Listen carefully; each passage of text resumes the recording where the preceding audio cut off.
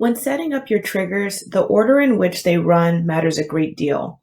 If you've ever been in a situation where you find that you have a trigger set, but the action that you anticipated didn't happen, it's probably because of the order in which they are configured. So what I'm going to do here is show you the recommended order that the triggers should run in and how to visually see how these triggers are actually set up. So as a quick giveaway, I have one already here that we're going to call routing changes.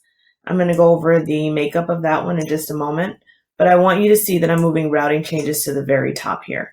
When I move routing changes to the top, that means that anything that happens under these under this heading are all considered routing changes. Okay, so let's look at how this routing change trigger is set up. Now this is a dummy trigger, and the idea behind this trigger is that it doesn't do anything at all on purpose. It's just for a naming. So basically what I do is I said if the assignee is me, then the assignee is me.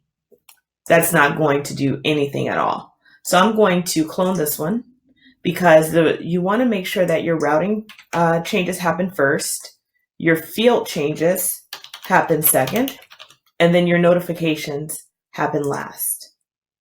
So now we have field changes. Adding a tag is not necessarily a field change per se. Actually, no, adding a tag is a field change because when you think about it, that field did not have a value and then it now has a value. So this here is making sure that the field change happens before any notifications go out. The next thing we're going to do is we're going to call this one notifications. And again, just a clone. We're not going to change anything really other than that. And we're going to reorder this. So anything that happens from this point on are actually notifications. So in here, all of these are going to trigger changes to some field that's set on your ticket. All of these are going to change send notifications to either a user, it could be your internal Slack channel, or anything of the sort. Just wanted you to have an idea of how to make sure that your triggers are set up to run in the proper order.